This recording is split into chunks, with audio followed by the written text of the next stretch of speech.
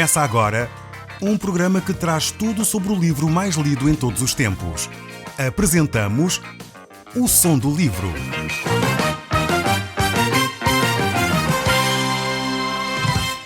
Seja muito bem-vindo. Neste podcast vai encontrar o livro mais conhecido e lido em todo o mundo. Vamos levá-lo numa viagem pela história da humanidade.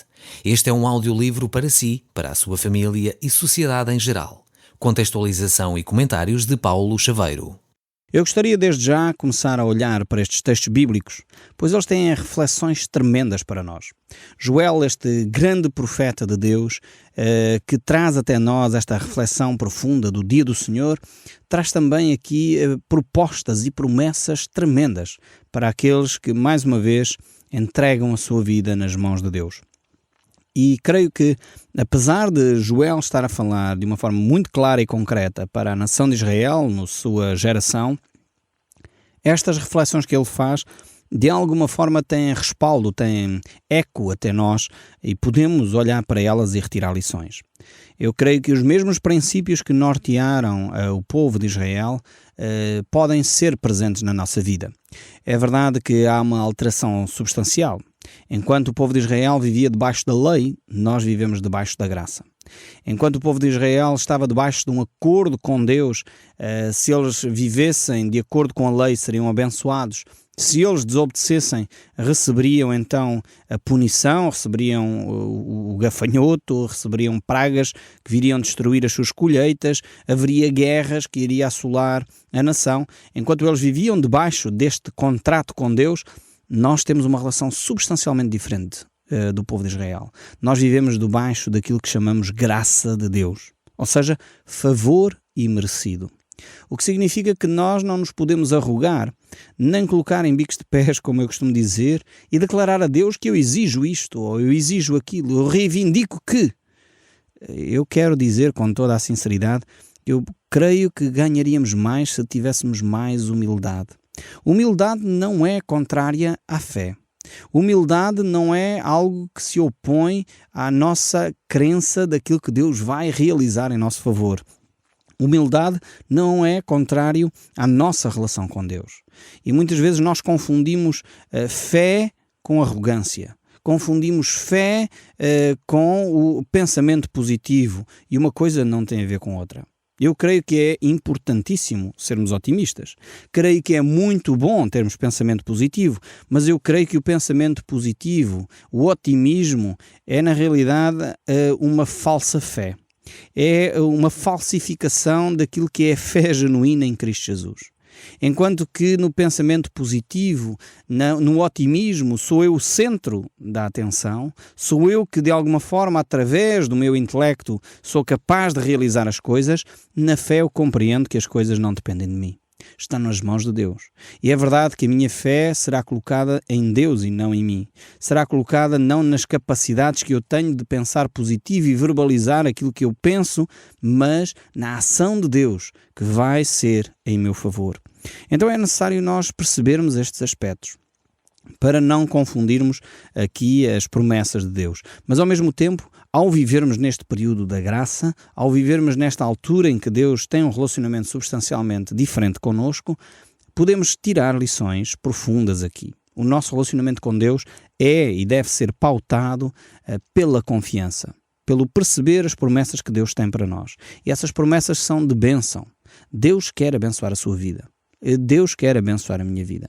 Deus quer trazer à nossa existência um bem-estar que nós não experimentamos sem Ele.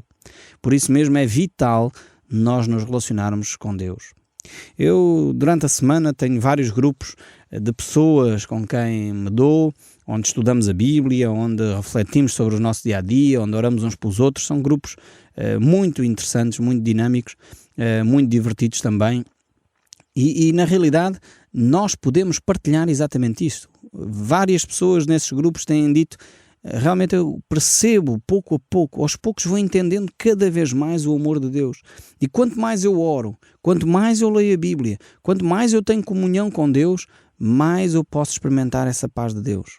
E vários testemunhos têm recebido de pessoas que se começam de manhã o dia por orar e o dia corre-lhes diferente.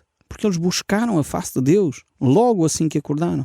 Eles buscaram a face de Deus e a orientação de Deus para aquele dia. Quando surgem problemas, eles invocam o nome de Deus, pedem a orientação de Deus, a sabedoria de Deus e começam a experimentar as bênçãos e as promessas que Deus tem para eles.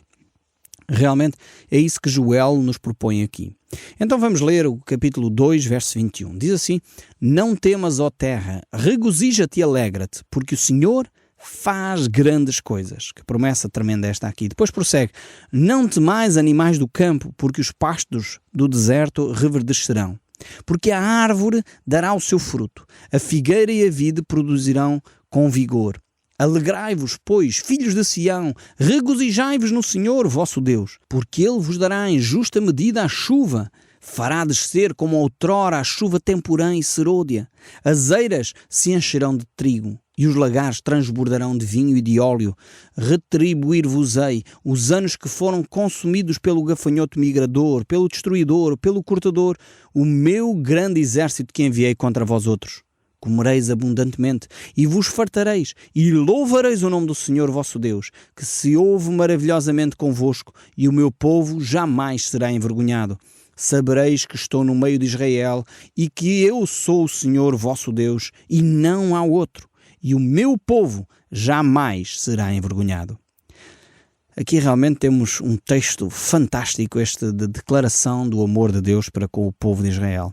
As promessas maravilhosas de Deus para com o seu povo. Deus tem o poder de humilhar nações, de as levantar, de utilizar a natureza, de fazer reverdecer o deserto, de enviar animais, retirar esses animais, trazer a bênção. E é quando nós não percebemos isto, ficamos realmente baralhados. É verdade que é importante o conhecimento científico. É verdade que é importante conhecermos o solo, a acidez ou não, os minerais que neles estão, como é que se esgota ou não se esgota um solo, esse cuidado com as culturas. Todo esse conhecimento científico é vital. Nada disso está posto de lado aqui nesta reflexão. Mas é importante também nós entendermos que é Deus quem produz o crescimento. É Deus realmente que dá a abundância. Um grão que se semeia num terreno, por vezes dá 20, 30, ou 50 ou 100. Mas é esta diferença entre os 20 e os 100 que está na bênção de Deus. E é isso que Deus está a dizer aqui à nação de Israel. Quando há uma relação com Deus, Deus está soberano sobre estas questões da natureza.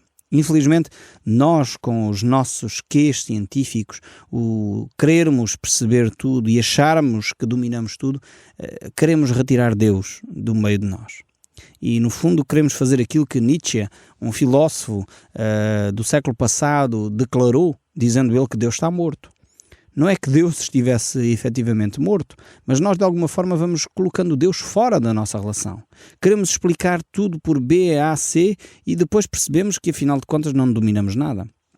E esta é a grande diferença entre o modernismo e o pós-modernismo. A nova sociedade pós-moderna já começou a perceber que, afinal de contas, a ciência não tem todas as respostas. Ainda que existam no nosso meio pensadores modernos, no sentido de que ainda vêm de uma mentalidade moderna e ainda querem se impor e impor a ciência como a única verdade a ser aceite. Quando as próprias leis científicas são diariamente capituladas por novas descobertas, por novas reflexões, por novas situações que ninguém imaginava e de repente há uma nova revelação. E hoje começa-se a perceber que afinal aquilo que era adquirido há uns 10 anos atrás hoje pode ser completamente diferente pelas descobertas científicas que se têm vindo a realizar. E em vez disso trazer mais humildade às pessoas, infelizmente esses ditos cientistas começam-se a arrogar e cada vez mais arrogantes, cada vez mais orgulhosos, pensando eles que dominam todas as coisas. Devíamos entender que há muitas mais perguntas sem resposta do que perguntas com resposta. E quando nós começamos a dar lugar ao nosso Deus, então nós percebemos que realmente é Ele quem age a nosso favor. E é Deus quem está ao nosso lado. Deus disse a Ananias, a respeito do apóstolo Paulo, que era no fundo Paulo, aquele homem que perseguiu a igreja, um homem que realmente vivia, antes de conhecer a Deus, longe dos caminhos de Deus, mas depois tornou-se, de facto, ao conhecer Jesus, um dos mais importantes anunciadores da mensagem de Deus. E por isso nunca Paulo manifestou murmuração contra Deus após a sua entrega total nas mãos de Deus, mesmo diante dos sofrimentos. E Deus disse a Ananias a respeito de Paulo: este é um instrumento escolhido para levar o meu nome perante os gentios e reis, bem como perante os filhos de Israel, pois eu lhe mostrarei quanto lhe importa sofrer pelo meu nome. Paulo estava muito consciente que o sofrimento era parte da sua caminhada. Um cristão não é isento do sofrimento, mas o sofrimento faz parte do seu crescimento e da sua relação com Deus, ainda que Deus quer nos abençoar. Como nós vimos este texto aqui do livro de Joel, Deus quer trazer as bênçãos, não quer que o seu povo seja envergonhado. Por isso, bem-aventurado é o povo que tem o Senhor como seu Deus. É vital para cada um de nós. E prossegue ainda Joel no capítulo 2, o verso 28. E acontecerá depois que derramarei o meu espírito sobre toda a carne. Esta agora é a sequência do texto bíblico que o apóstolo Pedro utiliza no dia de Pentecostes.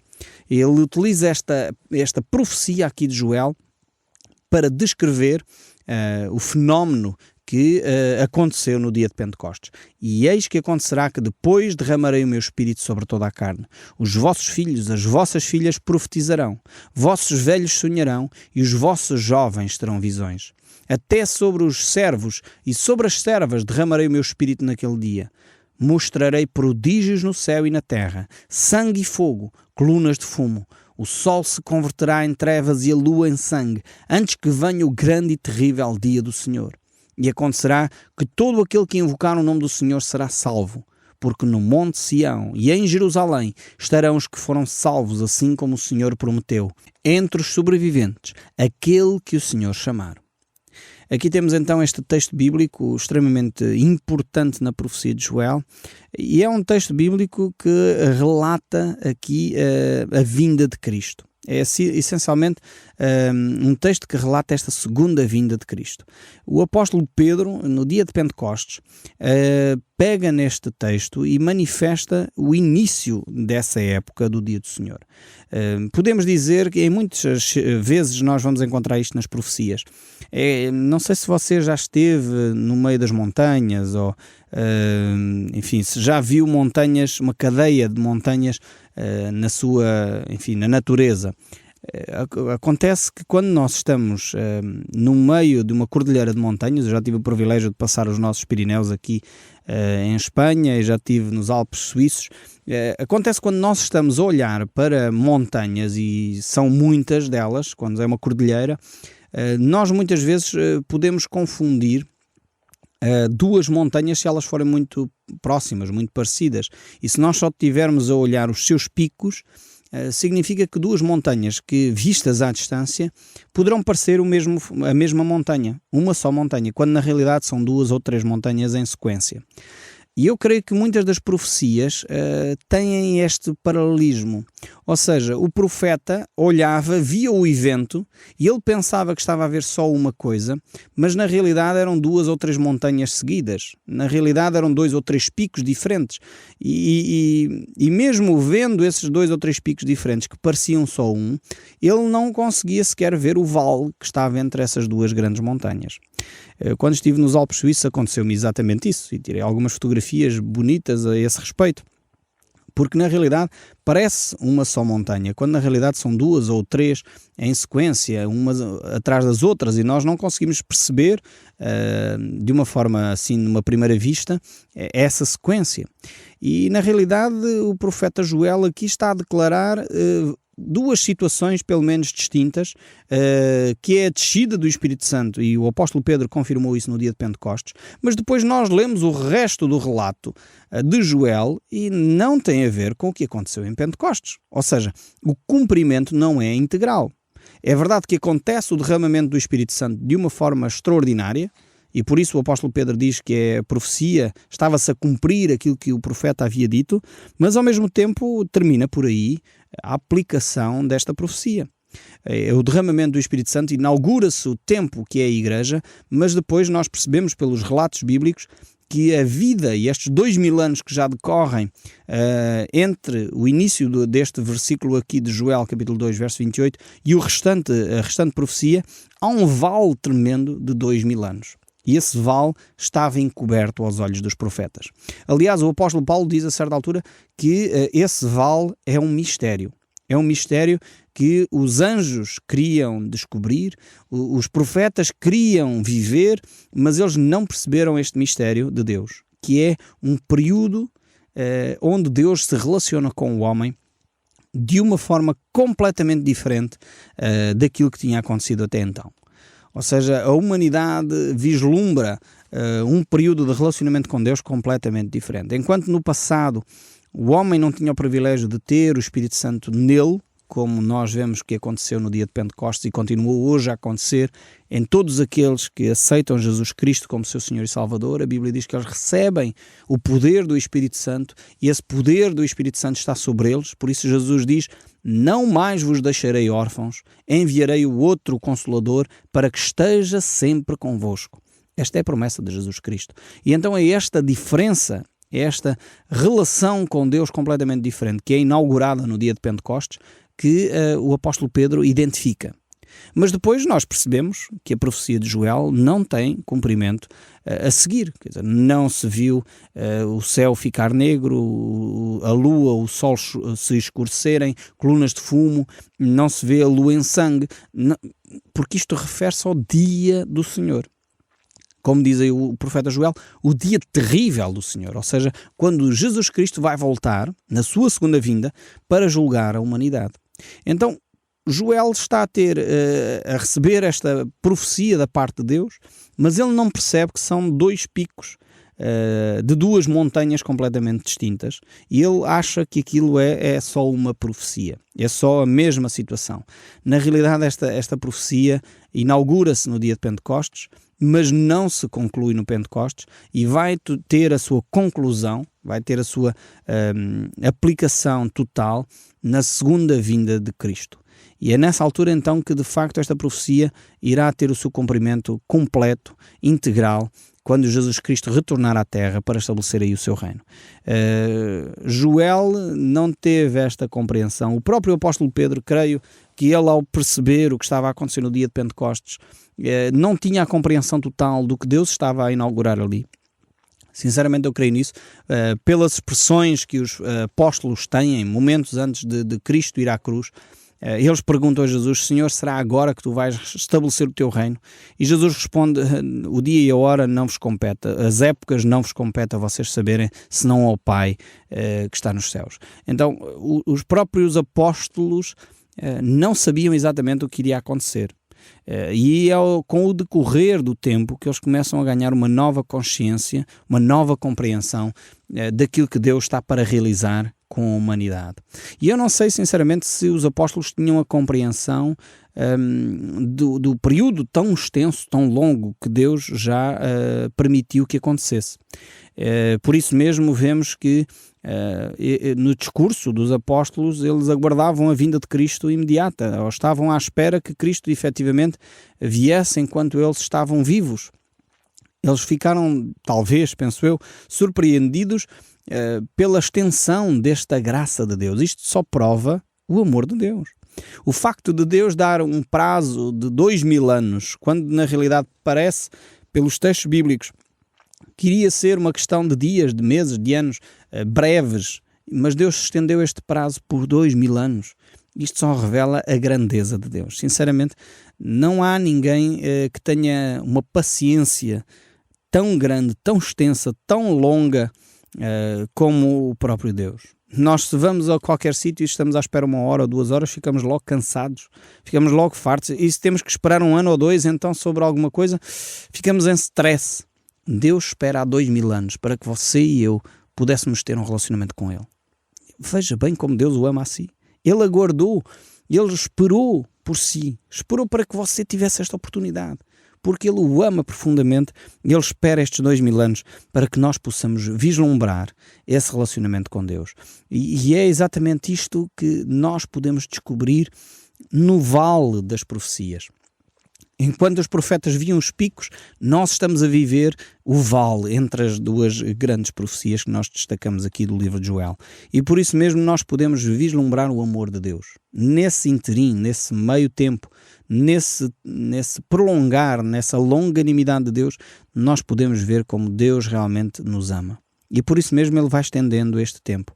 É por isso que nós vemos que no dia de Pentecostes Jesus tinha declarado aos seus apóstolos: ficai em Jerusalém, até que do alto sejais revestidos de poder. Quando nós temos o Espírito Santo em nós, nós somos revestidos desse poder. Esse poder para quê?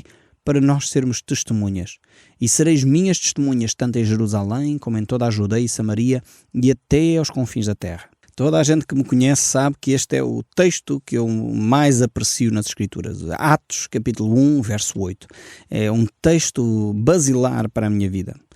Este texto que manifesta que o poder de Deus está em nós, e está em nós para nós podermos declarar as bênçãos de Deus, aquilo que Deus está a realizar na nossa vida. Deus nos chama a ser testemunhas. Deus não nos chama a ser advogados. Deus não nos chama a ser juízes, mas Deus chama-nos a ser testemunhas, a declararmos aquilo que nós vivemos.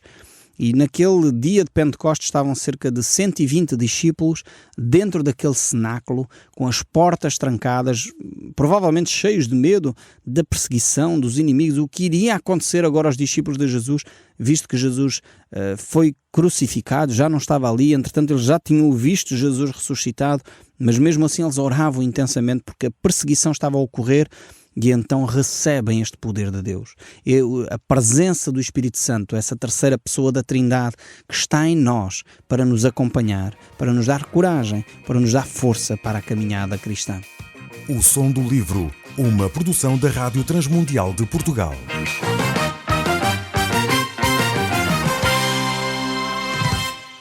RTM. Conhece todos os nossos programas em rtmportugal.org. Uma produção da Rádio Transmundial de Portugal.